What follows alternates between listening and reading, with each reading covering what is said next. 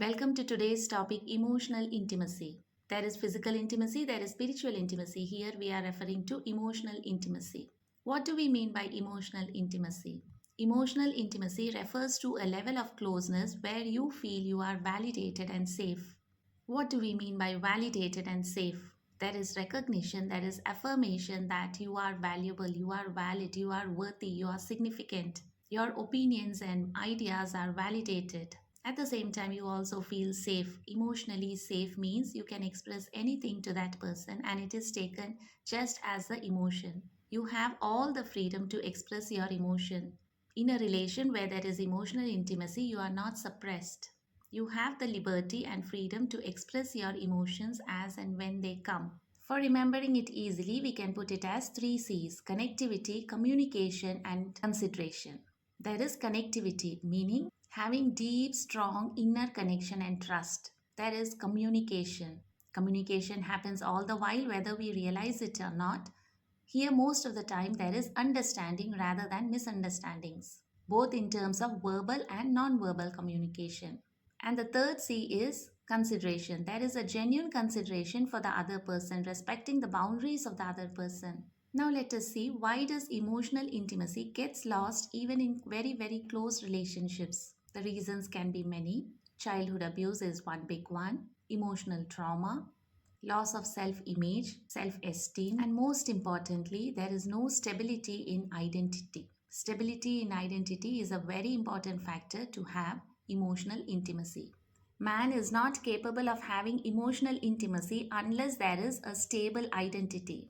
Emotional intimacy is of two types: one is immature, other is mature.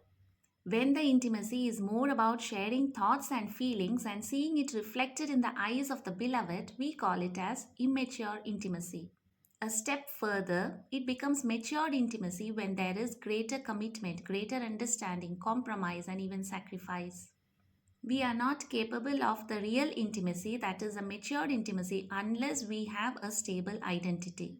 An identity starts forming from childhood, and more or less a person's identity remains consistent throughout different stages of life. So, what is a stable identity? Let us see. When we start asking questions like who am I? Why am I the way I am? Is recognition my identity? Is a thing, a possession my identity? Is a role that I play my identity? Is my passion and creativity my identity? Is my profession my identity? Or is my character my identity? When we evaluate these questions, we are getting closer to our real identity and we stabilize in that. So basically, what I have, is that my identity? All the possessions that I have, is that my identity? Or what I do, is that my identity? All the duties, all the responsibilities, all the roles that I carry out on a day to day basis, is that my real identity? Or what I am, is that my identity, my character, my belief system, my values, my ethics? So, what is your real identity? Initially, we may have different identities conflicting to get to the real identity. There is confusion. This state is known as identity diffusion. Here, we are not committed to any particular identity because we do not know what is the real identity. From here, a person moves to the second step called identity foreclosure. What do we mean by this? Here, a person starts to identify his identity as the identity given by parents or elders. The person is highly committed and follows the footsteps of the elders or parents. This may go on for years together. Later, maybe in middle age or at some point in life, a person enters the third stage of identity, that is called identity moratorium. There is a temporary suspension of one's commitment and the real search for one's identity begins. There is lots of exploration happening. Day in and day out, the person tries to identify his or her real identity. So the person basically is confused. There is still identity crisis here.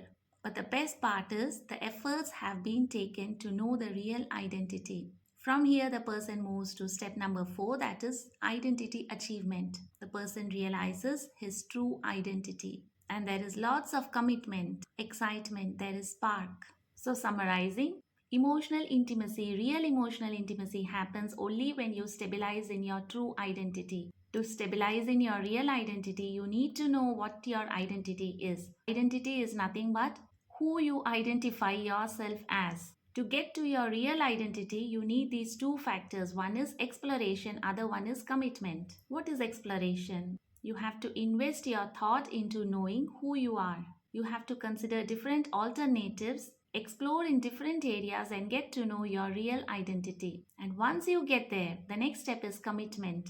How strong is your commitment towards that particular specific identity? If that is strong, you stabilize in your identity. So, have stability in your identity and have emotionally intimate relationships. Thank you.